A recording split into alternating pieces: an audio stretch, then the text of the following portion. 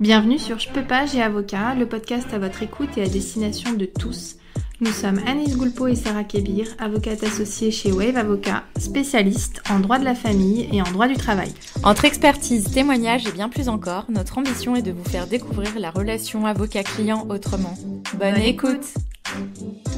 Aujourd'hui, on vous retrouve pour un nouvel épisode de podcast à deux. Donc ça fait longtemps qu'on s'est pas prêté à cet exercice. Donc ça va être sous forme de discussion parce que on a été interpellé ces derniers mois, même ces dernières années, on va dire. On n'en a jamais trop parlé sur le podcast par ces personnes qui utilisent par exemple pour ma part des divorces low cost ou alors qui vont fonder toute une saisine d'un juge qui vont faire éventuellement seuls sur un conseil qui a été trouvé sur Google ou même un conseil d'amis. Voilà, donc là on parle de tous ces choix qu'on peut faire quand on se retrouve face à un problème juridique et qui peuvent engendrer tout un tas de conséquences. Alors on veut pas, je le dis quand même, on veut pas non plus que prêcher pour notre paroisse. L'idée c'est pas juste de vous dire prenez un avocat à tout prix, mais c'est quand même aussi de se rendre compte ce que ça signifie quand on fait certains choix qui sont dictés souvent par des choses différentes, par des souhaits différents, notamment financiers. Mais c'est intéressant, je trouve, qu'on ait un point de vue professionnel aussi sur la question et qu'on puisse vous dire ce que nous, on en pense dans nos domaines, mais aussi de manière plus générale. Donc comme je vous le disais, en gros, on va vous donner quelques gros exemples de choses qui parfois nous choquent un peu ou nous ont interpellés. Pour ma part, vous le savez, je suis spécialiste en droit de la famille, donc je traite principalement, même exclusivement de toutes les problématiques liées au droit de la famille et notamment a émergé ces dernières années des possibilités d'avoir des divorces low cost, je dirais, ou des divorces vraiment par internet à un prix défiant toute concurrence. Et ce sont des divorces en fait qui ont posé et qui posent encore pas mal de problématiques. Et donc notamment c'est de ça qu'on parle dans mon cas, c'est ce qui m'interpelle le plus au quotidien. Concernant le droit du travail, donc la matière que je pratique au quotidien, ce qui va poser problème, c'est des salariés qui vont orienter leurs décisions par rapport soit à des informations trouvées sur Internet et qui ne sont pas forcément des informations de qualité, soit par rapport à « on m'a dit que, éventuellement peut-être ». Donc des conseils d'amis ou en essayant de transposer la situation d'un proche alors qu'en réalité, on n'est pas du tout dans une situation comparable. Et ça peut avoir des effets assez dévastateurs. Un peu plus tard dans le podcast, on prendra des exemples pour que vous puissiez vous rendre compte concrètement dans quelle situation avoir recours à un avocat et avoir un conseil juridique de qualité aurait pu faire économiser du temps, de l'argent et de la sérénité. Parce qu'on va le voir, ne pas avoir recours à un avocat, c'est pas seulement anticiper une situation financière, c'est aussi anticiper une sécurisation de votre situation, être certain que en ayant eu telle réponse et en prenant telle décision, en faisant tel acte, vous allez sécuriser la situation pour l'avenir et puis être serein face à ça. Alors que en prenant des informations sur Internet, ça peut être très bien comme très négatif et en demandant des conseils, de la même manière, vous pouvez tomber sur un bon conseil ou un mauvais conseil, non pas par une intention malveillante, mais tout simplement parce que ce conseil ne sera pas adapté à votre situation, en ce que chaque situation est très particulière et ça se vérifie dans nos deux matières, que ce soit le droit de la famille ou le droit du travail. En droit du travail, en fonction de votre convention collective, de votre contrat de travail très particulier, votre situation ne sera pas la même que votre cousin qui a le même poste mais dans une entreprise absolument différente de celle de votre employeur. Donc voilà un petit peu le cadre de ce podcast, c'est d'essayer de traiter de ces questions-là, de ces propositions low cost, de ces conseils d'amis, de ces informations que vous allez pouvoir trouver sur Internet et puis essayer de vous guider pour que vous puissiez à un instant T vous dire là, ok, j'ai une décision à prendre, il faudrait que je consulte un avocat compétent dans la matière. Ouais. C'est vrai que moi, c'est un peu différent, à la limite, on va dire, les divorces low cost, puisque c'est quand même des avocats derrière. C'est-à-dire que, par exemple, dans le cas du divorce par consentement mutuel, on est obligé d'avoir un avocat, enfin même deux, chacun. Donc même ces fameux divorces low cost, entre guillemets, derrière, il y a des avocats. Donc là, moi, c'est encore plus délicat, on va dire, parce que il y a quand même des avocats derrière, et donc on peut pas considérer, enfin, il y a certains garde-fous qui existent du fait de leur qualité d'avocat. Donc là, ça va encore plus loin, et c'est pas pareil qu'un conseil d'amis, par exemple, ou ce que vous pouvez trouver sur Internet. Mais je vous ferai quand même part de ce que j'en pense, et notamment, moi, de mon expérience en tant qu'avocate, on va dire classique, non pas divorce low cost, de dossiers que j'ai pu récupérer de ces types de divorces-là. On veut quand même juste faire un petit disclaimer, dirons-nous. On n'est pas en train de dire que ce que vous trouvez sur Internet, c'est nul. On n'est pas en train de dire que ce qui est gratuit, c'est nul. Pas du tout, d'ailleurs, on ne risque pas de le dire, puisque nous, on a quand même un concept que vous connaissez, Je peux pas, j'ai avocat, qui est donc une chaîne YouTube et un podcast qui est justement à destination des justiciables et de tous, pour pouvoir avoir accès à plein d'informations gratuites, de qualité, etc. On fait aussi nous-mêmes des offres en ligne, etc. Donc on va certainement pas dire ce genre de choses.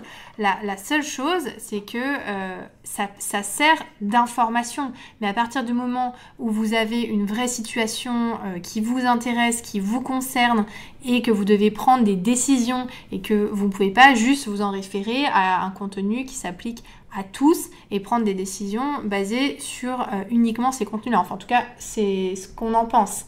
Et en plus, souvent, faut quand même penser que quand on écoute quelque chose, même quand on prend plein d'informations, parce qu'en général, les personnes, par exemple, qui viennent en premier rendez-vous, dans le cas du divorce, ils ont déjà écouté le podcast, ils ont déjà vu des vidéos de moi ou de quelqu'un d'autre, peu importe, mais je veux dire, ils ont déjà un espèce de socle d'informations par leur recherche, parce que justement, leur ont dit tel ou tel ami, mais finalement, vous pouvez être certain à 99% qu'ils vont ressortir de ce rendez-vous en ayant des connaissances nouvelles, mais surtout un point de vue totalement personnalisé, nouveau, adapté à leur situation. Même s'ils connaissent le principe, c'est pas du tout pareil que d'avoir une vision globale de leur situation, d'avoir un conseil absolument personnalisé par rapport à des éléments vraiment personnels. C'est pareil, c'est exactement pareil dans ta matière, en droit du travail.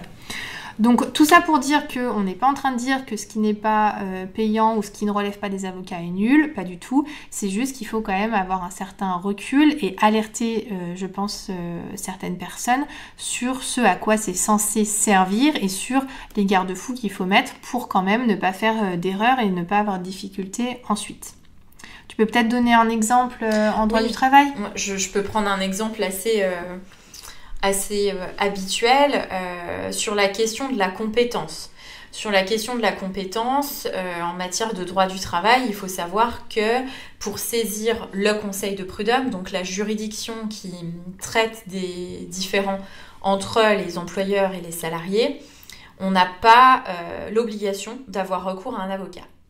Donc un salarié peut saisir seul le conseil de prud'homme, ça ne pose pas de difficulté, ça c'est la théorie, puisqu'on sait qu'en pratique il y a quand même des dispositions légales à respecter et une mise en état du dossier qui peut être un petit peu complexe quand on n'a pas les termes et l'habitude de cette matière. Mais en tout cas, théoriquement c'est possible. Et certains salariés vont essayer de faire l'économie de l'avocat, ou bien ne vont pas être à l'aise pour avoir recours à un avocat. C'est aussi un but de ce podcast, c'est de vous montrer quelle est vraiment l'image de l'avocat, l'image réelle, comment on travaille, de démystifier un petit peu l'avocat pour se rendre beaucoup plus accessible, parce qu'il est vrai que certaines personnes craignent d'aller voir un avocat, ne sachant pas comment s'adresser à lui, ou pensant que ça va complexifier même parfois la situation, que ça va coûter extrêmement cher, etc., etc.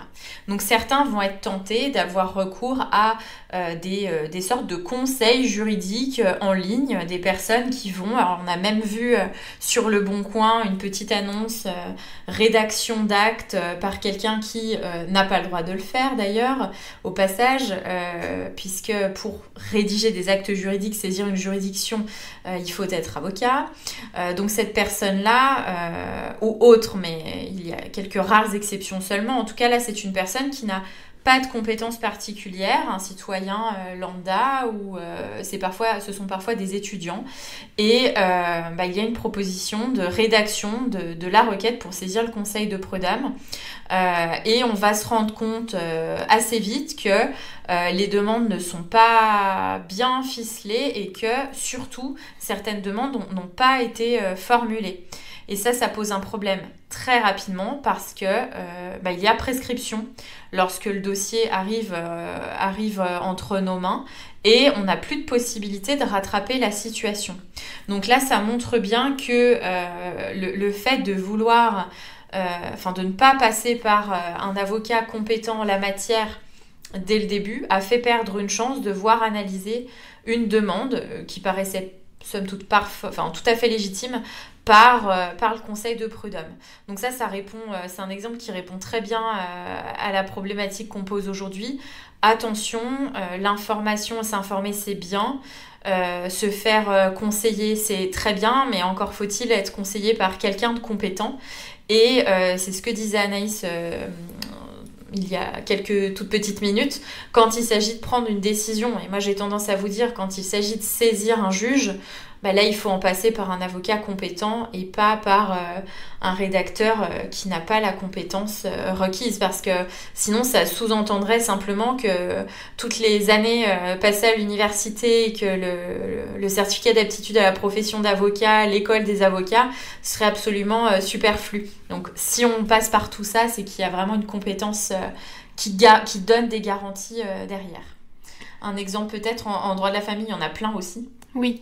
Alors, de la même manière, je parlerai après des divorces à nouveau par consentement mutuel, mais même pareil en termes de requête. Là encore, l'avocat, pareil pour une requête devant le juge des affaires familiales hors divorce, l'avocat n'est pas obligatoire. Et donc, il y a tout un tas de personnes qui saisissent le juge des affaires familiales seul. Bon, ça, c'est une chose. Il y a des formulaires qui existent, il y a des possibilités qui existent. Bien sûr, c'est quand même... c'est pas la même qualité que lorsque c'est un avocat qui le fait, ça, c'est certain.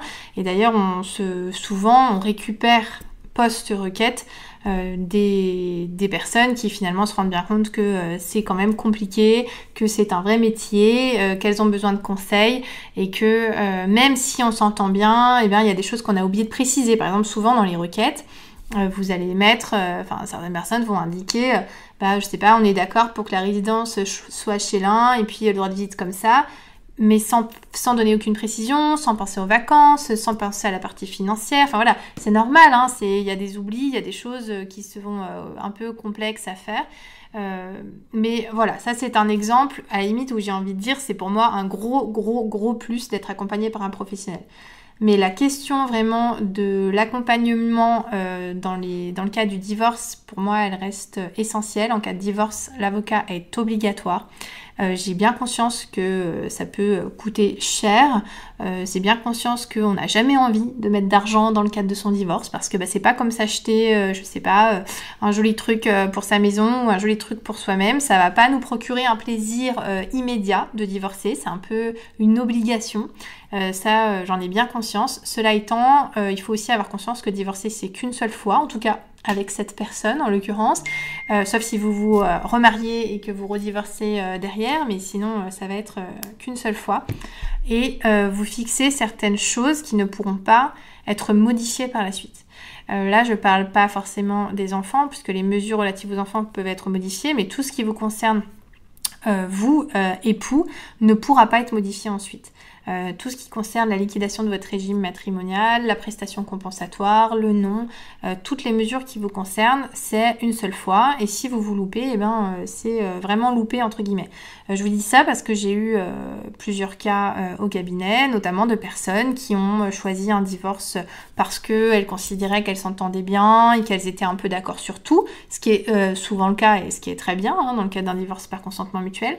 Mais quand on a un divorce par consentement mutuel avec avocat, on aborde toutes les questions dès le début du dossier, ce qui nous permet vraiment de baquer l'ensemble des problématiques et on va dans le détail, dans l'accompagnement, dans le conseil. Et souvent, malheureusement, dans le cadre de ces divorces qui certes sont menés par des avocats, mais à ce prix-là, on ne peut pas avoir un réel accompagnement. Parfois, on n'a pas de réel interlocuteur. C'est des formulaires qui sont envoyés et remplis directement par les personnes concernées, sans réel conseil derrière. Bon, je vais pas développer plus sur le sujet, mais en tout cas, c'est pas forcément quelque chose de sur mesure, ça c'est certain. Et donc, on se retrouve parfois avec des demandes. Ah oui, mais moi, en fait, j'aurais voulu demander telle prestation compensatoire. Ah oui, mais là, moi, il m'avait dit que c'était comme ça et puis pas autrement. Donc bon, j'ai suivi. Voilà, c'est des discours que j'ai pu avoir, des dossiers que j'ai pu récupérer. Parfois, on peut avoir des demandes de nullité, des remises en cause, et puis parfois, c'est fini, et du coup, on a vraiment perdu beaucoup plus que ce qu'on aurait pu gagner en prenant un avocat plus classique. Surtout si vous êtes en consentement mutuel, c'est quand même les forfaits qui sont adaptés à votre situation, adaptés au fait que ce soit de l'amiable, et donc il faut au moins s'interroger avant et prendre conscience de la nécessité d'être bien accompagné dans ce cadre-là. De même, j'ai récupéré il y a quelque temps un dossier où les personnes avaient rempli tout ce qu'il fallait, avaient payé tout ce qu'il fallait, mais elles n'avaient aucun rendez-vous qui était fixé, puisque vous le savez, ou peut-être pas, je vous renvoie dans ce cas-là à nos contenus sur la matière. Dans le cadre d'un divorce par consentement mutuel, il faut faire un rendez-vous en présentiel avec les deux avocats et les deux époux. Jamais le rendez-vous n'a été fixé, plus de réponses, plus de nouvelles, puisqu'on n'a pas forcément d'interlocuteur vraiment désigné, on ne sait pas trop qui est derrière, donc c'est compliqué. C'est un peu comme les banques parfois qui sont à l'étranger, on a pu avoir aussi au cabinet des difficultés par rapport à ça, après pour pouvoir joindre quelqu'un quand on a un souci avec une banque étrangère, c'est pas forcément facile en ligne, une banque étrangère en ligne notamment. Donc c'est un peu la même chose en fait avec des gens qui se retrouvent complètement coincés et qui doivent reprendre à zéro. Donc là, voilà, moi c'est vrai que bien sûr, vous avez compris que je suis totalement contre ces divorces low cost, qu'au cabinet justement on fait attention aussi à avoir des honoraires adaptés, juste, équilibrés par rapport au travail qui est fourni, et donc forcément ça me fait un petit peu grincer des dents de voir ce qu'on peut faire, et je trouve ça dommage en fait de se priver d'un accompagnement aussi personnalisé et pas que sur la partie purement juridique, mais ça on en parlera après peut-être sur les problèmes que ça cause. Mais peut-être que ce qu'on peut dire c'est que on peut quand même vous informer de comment ça se passe, les honoraires, enfin ce que perçoit un avocat. Ce qu'il faut savoir, c'est que quand vous versez 300 € à un avocat, dedans, quand vous payez concrètement 300 €, dedans il y a 20% de TVA. Et puis c'est avant charge, donc il faut retirer à ça entre 45% de cette somme-là, et c'est uniquement ce qui va rester. Donc si on fait moins 20%, moins 45%, ce qui va rester va être la rémunération réelle possible de l'avocat. Donc vous imaginez bien que si vous payez toute une procédure de divorce, même par divorce par consentement mutuel, à moins de 300 €, enfin on en voit même à 199 €, si on enlève 20%, qu'on enlève 40% de charges, ce qui reste est absolument dérisoire. Et de fait, le conseil qui va avec est à la hauteur de ce que vous payez, ça c'est bien normal. Donc finalement, quand c'est pas cher, c'est déjà beaucoup trop cher, parce que ça va traduire le fait qu'il y a un service même en dessous du service minimum. Dans la catégorie des petits conseils entre amis, je pensais à la négociation des contrats de travail, et notamment des clauses de non-concurrence. J'ai eu il y a un petit moment, maintenant c'est terminé, donc on peut en parler assez librement, un salarié qui a démissionné, qui savait qu'il avait une clause de non-concurrence dans son contrat de travail, mais il s'était renseigné auprès de ses proches et un de ses proches lui avait dit non mais c'est pas grave, moi j'avais aussi une clause de non-concurrence, il n'y a pas de risque, de toute façon ils le sauront jamais, ils feront rien. Bon bah c'était pas le bon conseil parce qu'ils le sauront jamais, l'employeur a repéré assez vite que son salarié a été travailler chez une entreprise concurrente. Quand on met son LinkedIn à jour et dans les temps qu'on connaît aujourd'hui avec les réseaux sociaux, tout se sait très vite, qui plus est dans un secteur ultra concurrentiel. Et donc, l'entreprise n'entendait pas du tout laisser passer. Et quand on ne respecte pas sa clause de non-concurrence, on peut être condamné à verser une indemnité à son précédent employeur et c'est exactement ce qui s'est passé. Donc se limiter à un retour d'expérience d'un tiers et à quelques messages trouvés sur internet confirmant que dans un contexte particulier à une époque donnée il s'était rien passé, ça n'aurait pas dû être suffisant.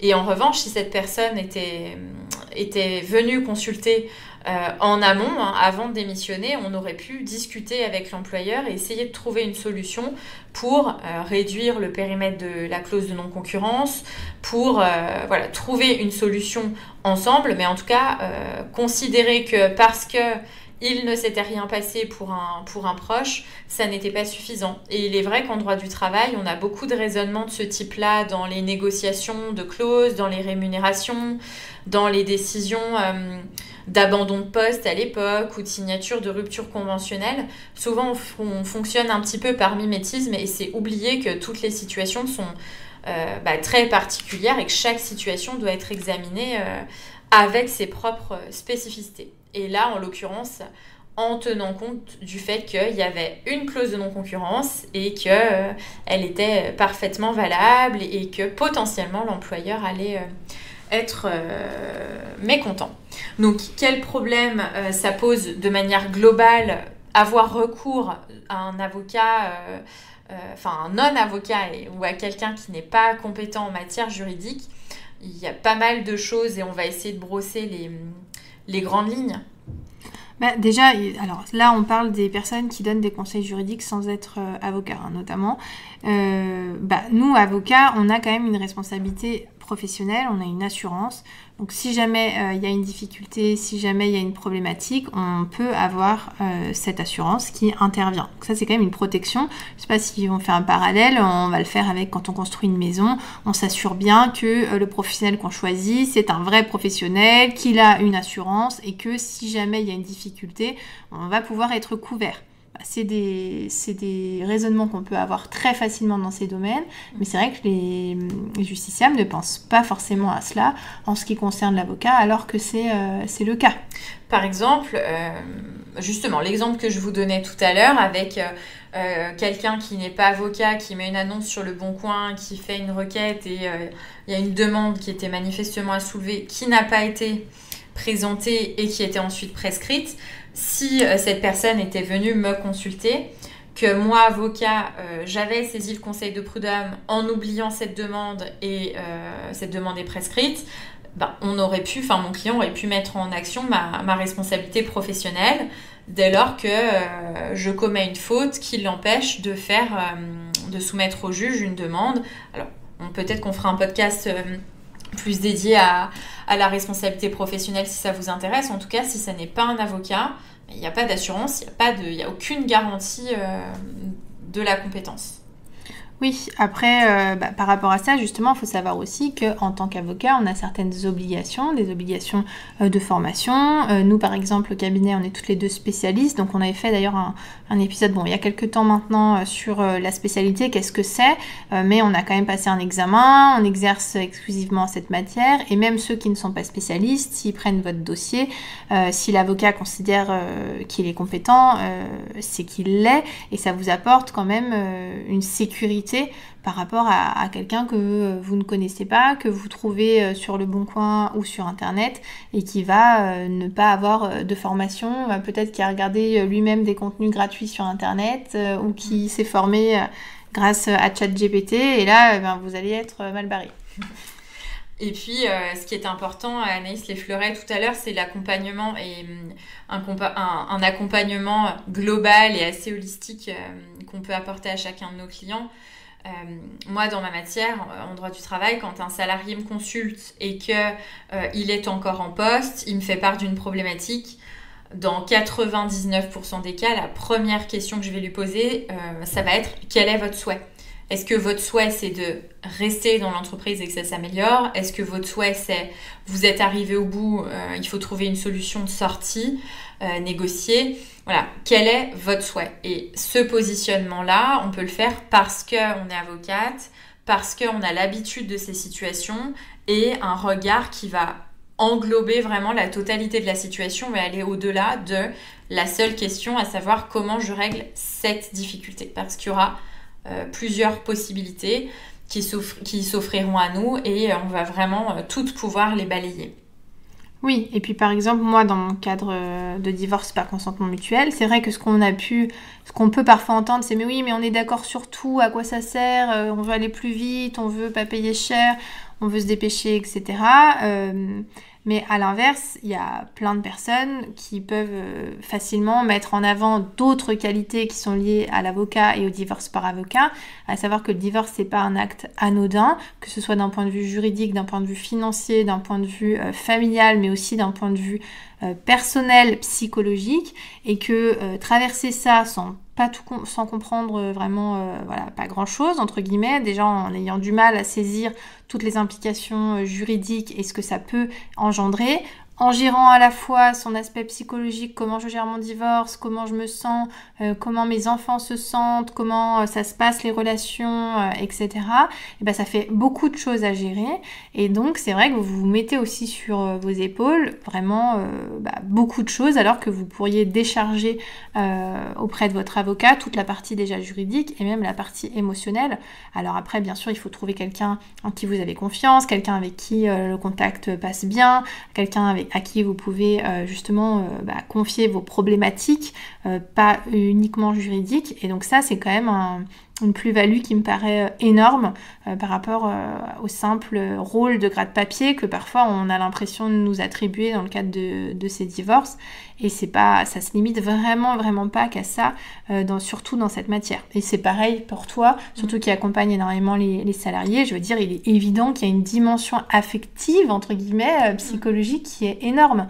Et c'est aussi par l'expérience qu'on peut proposer et par le fait qu'on a l'habitude, entre guillemets, de ce qui peut être ressenti dans telle ou telle situation, les sentiments de culpabilité, les sentiments de peur.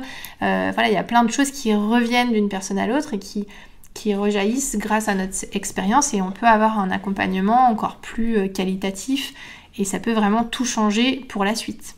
Et le recul qu'on peut avoir aussi, parce que ça c'est intrinsèque à notre mission, parfois je pense que c'est pareil en droit de la famille, moi parfois je rencontre des personnes qui sont vraiment très affectées par la situation, soit parce qu'il y a un contexte très tendu au sein de l'entreprise, soit parce qu'il y a un climat un peu sous-jacent de burn-out généralisé dans une équipe.